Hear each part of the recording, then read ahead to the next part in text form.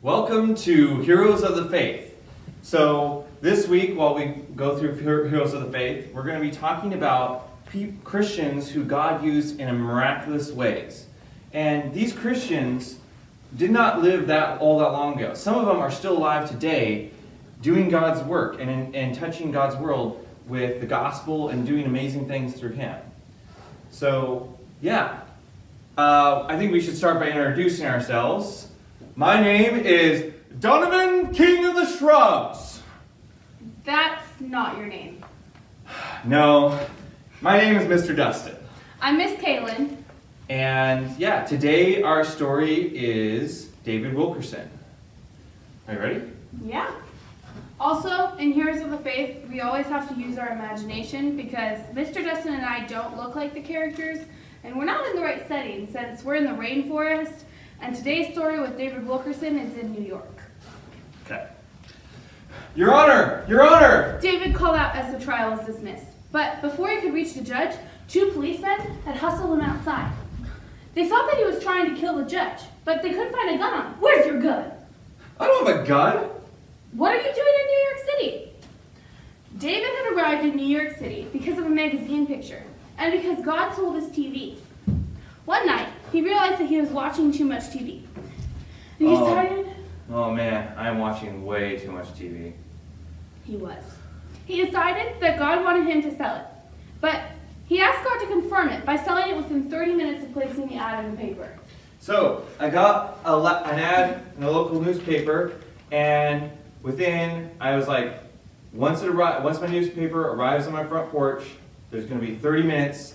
If it's not sold in that amount of time, I get to keep my TV. So, the next morning, the newspaper arrived, and I put an alarm for 30 minutes. Well, 29 minutes had passed, and David was really sure that he was going to get to keep his TV. All right, I guess I get to keep my TV then. Ring, ring. Hello? I hear that you have a TV set for sale. Yeah? I'll come and pick it up right away.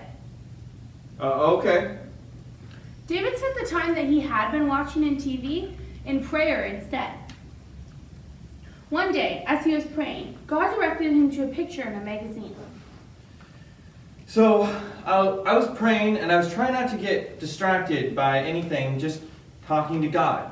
But I just kept feeling drawn to this magazine, and I tried to ignore it, but eventually I felt like I was really feeling drawn towards the magazine. So I went and I picked it up and began to look through it. And quickly I found a picture of 7 boys on murder for trial. They had beaten up, stabbed, and killed a crippled boy, and now were on trial for murder. I began to feel really strange. I began to cry, and I really didn't know why. These boys had done something very, very wrong, and they deserved to be punished. But I also, as I looked at their picture, I could see the hope that was just drained from their eyes. They were without hope, without God. And I felt that God was telling me to go and help these boys. I laughed at the idea. I was like, I can't go to New York. I mean, I'm not qualified to do that. I'm just a small country town preacher. I don't belong there. But God kept urging me to go, and pretty soon I decided it was time for me to go to New York. So he talked to his church about it, and he received a donation from them. A couple of days later, he and the church director, Miles, the youth church director, headed off to New York. David unsuccessfully tried to meet with the judge, who was being guarded from death threats by the Dragon Gang. The morning after him and Miles arrived, they squeezed into the courtroom and saw the 7 teens on trial. The boys were skinny, and they had bored, empty eyes. David spent the majority of the trial praying for the boys. And suddenly, the trial was over. David rushed forward, trying to speak with the judge. But that was when it had happened. The guards had grabbed David and dragged him outside. The media had blinded him with camera flashes. Eventually, the police who arrested him were convinced that he wasn't actually a threat, and they released him. I felt super embarrassed. I've done something really, really foolish. I had gone, and you're not supposed to chase after a judge at the end of a murder trial. So, and also there were all these reporters taking pictures of me, and I knew that it would be really embarrassing when the news got back to my hometown and my home church. I went and sat in my car for 20 minutes and cried in humiliation. By the time he got home, Pastor Wilkerson's picture was all over the news. His mom reminded him that God works in mysterious ways and it could all be part of an important plan for him. But David was discouraged and he became determined to put it behind him. However, that was not God's plan. And the very next week, he reminded David of the verse that says, "All things work together for good to them that love God and are called according to his purpose." And then God told him to go back to New York. I tried to ignore it at first, but I just couldn't. And then I had to go. So, on his way back, he prayed that God would use him while he was there. And as he drove into New York City, he felt that he should get out and walk the streets. But he didn't know why. "Hey, Davey, preacher!" A group of teenagers called out to David. Tommy, the Rebels gang president, proudly introduced David as one of them to the others in his gang. You see, I had gotten my picture taken in the newspaper, and the gangs had seen it. And they saw that the police didn't like me, and the police didn't like the gangs, so to them, I was one of them. They also introduced him to another gang who lived in a filthy apartment basement. And it was there that he got to preach his first sermon to the gangs, telling them of God's desire to know them. As he continued to go to New York, he tried to reach the 7 convicted boys, but it always failed. And during that time, he continued to be drawn to the kids on the street. God was working creatively. David's grandfather told him that God intended to use him to reach thousands of needy boys with the love of Jesus and change their lives. He spent the next 4 months driving 8 hours every weekend to New York to pray and interact with the gangs.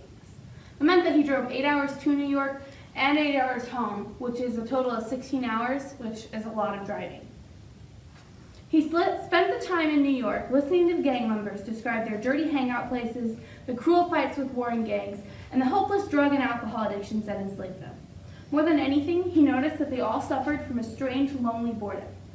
He learned some of the teens had been kicked out of their homes and had nowhere to live, and so they viewed the gangs as their only hope. But the gangs weren't a hope for them. The other gang members were just as hopeless as they were. I wanted to show them true hope, hope that came from God. I dreamed about starting a house for them to come and start over and gain a new life and see the hope that God has for them. I dreamed about building a house that would have, lots of beds and clean clothes and a huge kitchen with lots of food that they could eat. And they could just start over with God. But he had no money and no experience. How could he reach them? He had to trust that God would direct him. One of the times that he was in New York, he decided that he wanted to meet the roughest, toughest gangs in New York, the Chaplains and the Mau Maus, whose turf was in Brooklyn. He used a trumpet player to get the gang's attention, and then tried to preach. But nobody was listening, and they started whistling and dancing, and then the police started to arrive. It was kind of scary because I knew that if the crowds didn't settle down, they could start a fight with the police, and then that would get really, really bad. So I began to pray, and suddenly the teens settled down. I began to preach out of John 3:16. For God so loved the world that he gave his only Son, that whoever believes in him should not perish but have eternal life.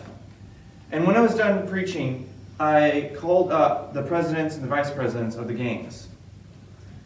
First, Buckboard and his vice president Stagecoach, who were the president and vice president of the Chaplains, came forward and they shook David's hand. Buckboard told David that he was coming through. It's not me who's coming through, it's God. Buckboard wanted to know what they should do, and David asked them to kneel down and ask Jesus into their lives. Right in front of the crowd, they did so, and they left with tears in their eyes, ignoring the taunts and jeers of the crowd. Shortly after that, calls for the president and vice president of the Mau Mau leaders began. Israel and Nicky Cruz came forward, and Israel, who is the president, shook David's hand.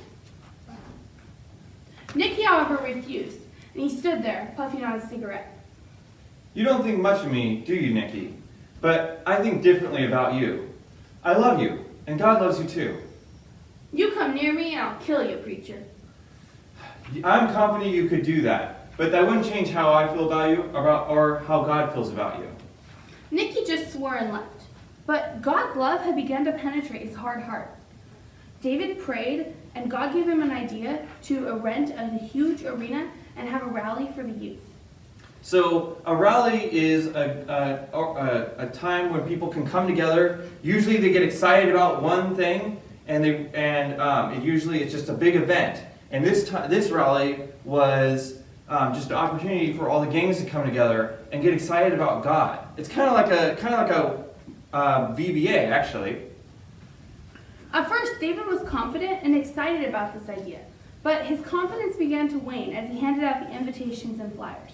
The gangs were afraid of two things: of leaving their turf and of crying in front of others. To them, crying was a sign of weakness, and they needed to be tough to survive their harsh world. David also wondered how the gangs knew that they might end up crying if they got close to Jesus. He would just have to trust that God would bring them despite their fears. The rally started, but the first several nights were a disappointment. Only about 100 came to the 7,000-seat arena. And worse than that was that every time Pastor Wilkerson spoke, the teens began laughing and shouting, making it impossible for him to share the truth. I started to become discouraged and started to doubt whether God had really led me to do all this. But it was God's adventure, and he did intend to use David. On the final night, the chaplains, the dragons, and many other gangs showed up, including the Mau Mau's. David had a volunteer start singing, but the crowd was dancing and whistling, so he stopped her. Then he came up on stage himself. I'm going to need 6 volunteers to come up and take collections for the rally costs. So I had five volunteers come up, and one more who was Nikki Cruz. And I had them go throughout the auditorium and collect money. But as they started to go through, I started to realize that I had made a big mistake. You see, I would just ask a bunch of gang members to go through a crowd, get a bunch of money, and then walk by the exit door on their way up to the stage. And all I could think was, when they get all the money, they're just going to walk out, and that's going to be the end of it. I wasn't the only one who realized it. The other teens in the audience were realizing it too, and started to laugh at me. They thought that he was a fool and that Nikki was rich. But suddenly, the arena froze. Nikki and the other 5 Mau Mau's appeared from backstage, heading towards David with the cartons brimming in their hands. Nikki looked bewildered, almost frightened, as he angrily spat. "Here's your money, preach." Thank you, Nikki. So I began to preach, and things were going well as I preached for a while. And I looked out at the crowd that was stunned and silent, and everything was going well until I started to talk about Jesus' command, because Jesus said, "Love one another." And that was when someone jumped up and shouted, "Hold on, preach. You say you want me to love them dragons? One of them hurt me once. I'll love them all right, by hurting them back." And then a boy from another gang jumped up and yelled, "I was shot. One of them chaplains did it, and you say I'm supposed to love him? Man, you're not real." And the room was instantly charged with hatred. I had said all the words I possibly could. I'd said everything. I'd done everything on my own power, and it was not enough. That's when I realized that I had to ask God to intervene, because he was the only one who could do anything. So I stopped right there from preaching, and I prayed, and asked God to come through. Then Israel called out and told them to be quiet. And with that, the huge arena went silent. Silent, but for the sound of someone crying. Stunned, David looked up to see that Israel was blowing his nose in a handkerchief. And then he saw Nikki point at a hanky. This could only be God's work.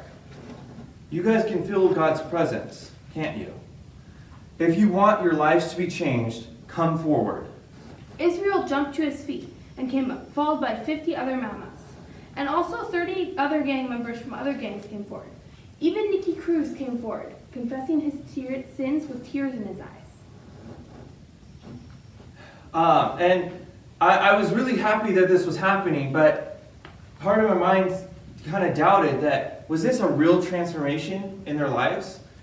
This could just be a momentary thing. Would this just be a one-time thing, or would this change their lives going forward? Early the next morning, David thought his fears were confirmed when he got a call from the police asking him to come to the station. His heart sank when he met the Mau Mau gang there. I was astonished to see that the Mau Mau gang was there, and instead of fighting the police, they were actually turning in their weapons and getting their Bibles signed by the police officers. This was a miracle, because for months and months they had been at war against the police, trying to hurt the police. But now God had turned their lives around. God can transform anyone into a new creation. I went from just selling my TV and taking an offering among criminals. But God's was magnifying His power and creativity in my life. God led David to leave the quiet country pastorate and move his family to New York, where the Lord fulfilled David's dream of a big house with lots of rooms and beds. It was called the Teen Challenge Center, and it was open to any gang member who wanted a fresh start. Nicky Cruz was so radically changed that he went off to Bible school, married, and returned to work with David. Later, Israel also joined the ministry to help reach gang members. David was also able to learn the buckboard and stagecoach, never returned to the gang life, following Jesus faithfully instead. Today, there are many cities with Teen Challenge Centers where troubled youth can find the love of Jesus in a safe place, and where drug addicts can break their habits by the power of the Holy Spirit. Many are becoming new creations because David allowed God to lead him on an unexpected adventure. Will you allow God to lead you creatively? And that is our story of David Wilkerson.